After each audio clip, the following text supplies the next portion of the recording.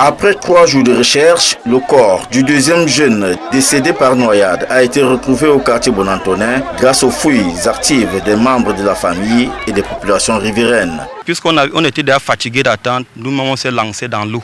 Continuer à fouiller, dégager comme vous avez vu le peu qu'on a dégagé là avec les mains. Et vous avez constaté aussi, c'est exactement à cet endroit où on prétendait qu'on a toujours trouvé le corps.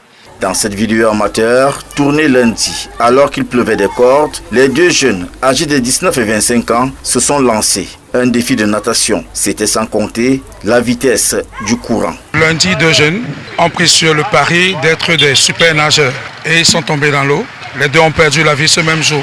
Le premier corps a été retrouvé lundi après la pluie par les populations, sans intervention des forces de maintien de l'ordre, disait-il. Lundi, après l'alerte de certains jeunes qui ont vu la scène, les populations sont sorties.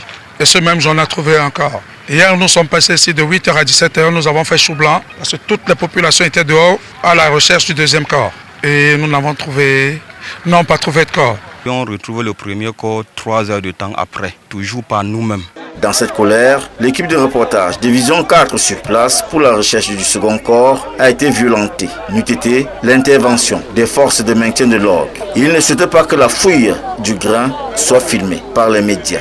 Mais on a été surpris qu'une chaîne de la place, que je ne vais pas citer le nom, a publié les images en mentionnant plutôt d'autres personnes, sans dire réellement ceux qui se sont battus, entrés dans l'eau pour retirer. Les journalistes ont été violentés, les gendarmes ont intervenu et ils ont demandé, supplié aux journalistes de venir faire leur boulot sur leur protection. Dieu le voulant, c'est pendant qu'ils sont là qu'on a découvert les corps.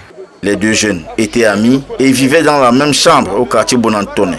Selon les sources internes, le corps du premier serait scellé à la morgue de l'hôpital La Quintini. La deuxième dépouille devait être inhumée après les rites et offices religieux.